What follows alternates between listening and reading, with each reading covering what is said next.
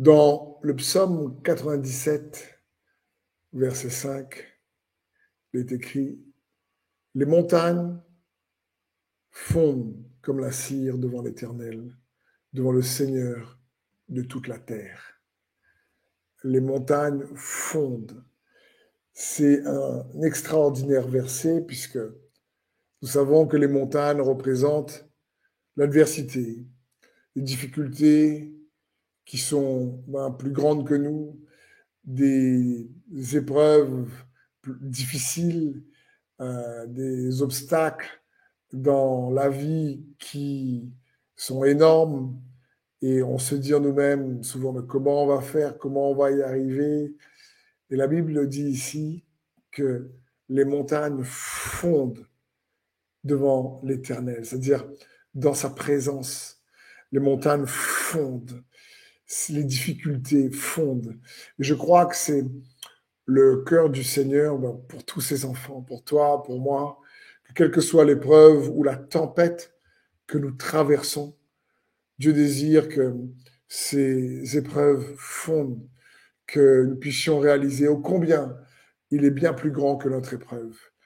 Et pour ça, j'aimerais t'encourager à, bien sûr, passer du temps en sa présence, comme tu le fais là, mais à côté de la prière, à côté de méditer sa parole, chéris ton intimité avec le Seigneur. Prends du temps, en tout cas chaque jour, pour avoir une intimité, une relation de communion avec le Seigneur plus aiguisée, plus pertinente. Il y a une histoire également dans les évangiles où, lorsque Jésus avait envoyé les disciples pour guérir les malades, chasser les démons, etc., ils sont tombés sur un démon qui ne voulait pas partir et qui résistait. Alors Jésus leur dit, mais c'est l'incrédulité qui est restée dans votre cœur qui ne nous a pas permis à cette difficulté, à cet ennemi de s'en aller. Et puis, lorsque les disciples se retrouvent tout seuls avec lui, ils lui disent, mais comment ça se fait que ce démon n'est pas parti? Et dans Marc 9, 28, Jésus va dire à ses disciples, que lui demande pourquoi n'avons-nous pu chasser cet esprit? Il va leur dire, cette espèce-là ne peut sortir que par la prière et par le jeûne. Et il est bon de comprendre que ici Jésus mixe la prière et le jeûne. Il veut nous faire comprendre que la prière et le jeûne sont une discipline de vie, un exercice de piété qui va augmenter notre foi. Et j'aimerais t'encourager à chérir, à augmenter, à cultiver, à dynamiser, à énergiser ta foi par, oui, l'exercice spirituel qu'est la prière avec le jeûne.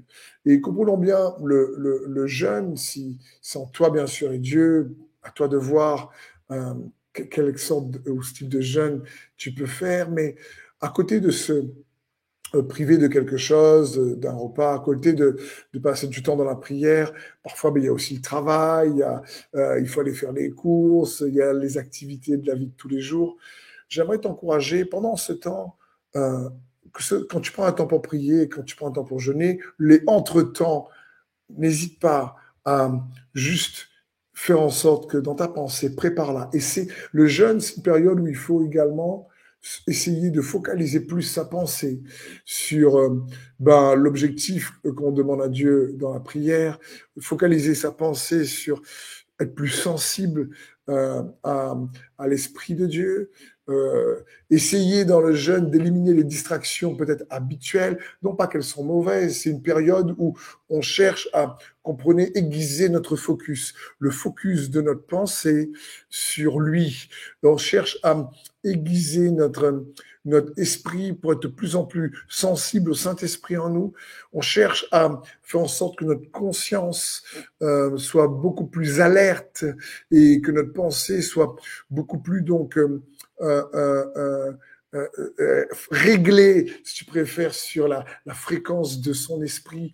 Et on essaie d'utiliser au maximum, avec pertinence, le temps de sacrifice quand c'est un repas et le temps de prière qu'on met en place, on veut faire en sorte que cette combinaison, quelque part, nous permet d'être plus, dans cette période de jeûne, plus alerte et que cette période-là puisse être une sorte de transition où on progresse spirituellement. C'est ce que Jésus ici voulait dire parce que Jésus, lui, il n'a pas jeûné à ce moment-là. Lui, il est arrivé et bam, il a chassé le démon parce que c'était un style de vie qu'il avait se levé très tôt pour prier, on a vu qu'il a commencé son ministère avec une période de jeûne.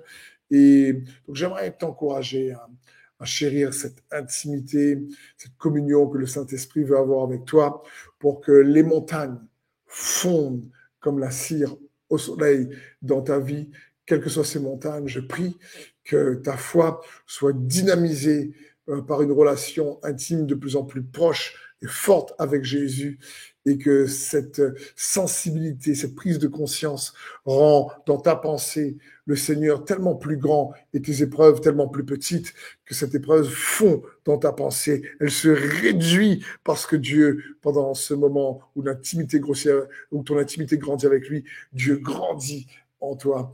Dans le nom de Jésus, je prie cela pour toi, que cette victoire de la foi te donne les percées, t'amène les percées dont tu as besoin dans le nom de Jésus. Amen.